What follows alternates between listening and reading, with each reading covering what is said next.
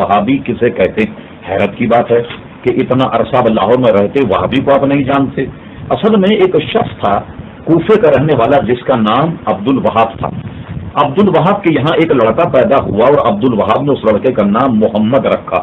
یہی وہ شخص تھا کہ جس نے پڑھنے لکھنے کے بعد میں لوگوں کو گمراہی کی جانب اس نے ترغیب دلائی۔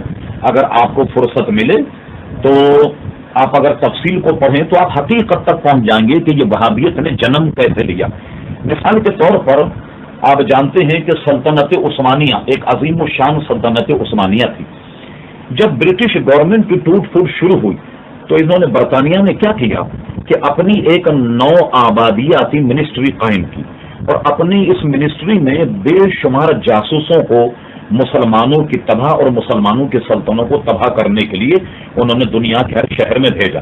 اسی طریقے سے ان جاسوسوں میں ایک جاسوس کا نام ہمفرے، آپ کتاب کو ملاحظہ فرمائیے، کئی زبانوں میں چھپ چکی، اگر آپ کہیں تو ہم اس کے اقتباسات آپ کو گویا انٹرنیٹ کے ذریعے سے بھی دے سکتے۔ ہمفرے نے اپنے اعترافات میں جو اس نے مظالم ڈھائے، مسلمانوں کی کیسے جاسوسی کی، سلطنت اسلامیہ کو کیسے توڑا، کیسے اس نے عربی پڑھی، کیسے اس نے استنبول میں رہ کر ایک شیخ سے ترکی زبان سیکھی، اس کو اگر آپ پڑھیں تو اس نے بڑی تفصیل سے لکھا کہ میں عراق گیا اور عراق میں میری ملاقات محمد بن عبد الوہاب سے ہوئی۔ میں نے محمد بن عبد الوہاب پر یہ گفتگو کی کہ شراب جو ہے وہ حرام نہیں، اور میں نے اس کو قرآن مجید اور حدیث سے یہ ثابت کر دیا کہ شراب حرام نہیں، اور اس کو میں نے شراب پلائی۔ شراب پلانے کے بعد پھر میں نے اس کو ایک نئے جال میں پھانسا، اور میں نے اس سے کہا کہ یہ بتاؤ کہ متا جائز ہے یا نہیں۔ محمد بن عبد الوہاب نے کہا کہ متا تو حرام۔ پھر وہ کہتا ہے ہم کرے کہ میں نے متا پر مناظرہ کیا، اور مناظرہ کرنے کے بعد محمد بن عبد الوہاب کو متا کرنے پر میں نے آمادہ کیا۔ اور اسی طرح نو آبادیاتی منسٹری میں ایک بہت حسین جمیل ایک عورت تھی جو ہمارے ساتھ جاسوسی کام کرتی تھی، تو میں نے اس سے اس کی شادی بھی کرا دی، تو اس نے گویا متا بھی کروایا۔ اس طریقے سے پھر وہ کہتا ہے کہ میں نے اس کے ذہن میں یہ بات ڈالی کہ تم بہت بڑی اسکالر ہو اور اللہ تبارک و تعالیٰ نے کسی عظیم کام کے لیے تم کو پیدا کیا، اور اس نے کہا میں نے اس کو یہ جھانسا دیا کہ تم ایسے ہو جیسے امیر المومنین حضرت عمر رضی اللہ تعالیٰ عنہ ہیں، اور اس طریقے سے غبارے نے ہوا بھرنے کے بعد انگریزوں نے اس کو نجد کی سرزمین پہ لا کر استعمال کیا۔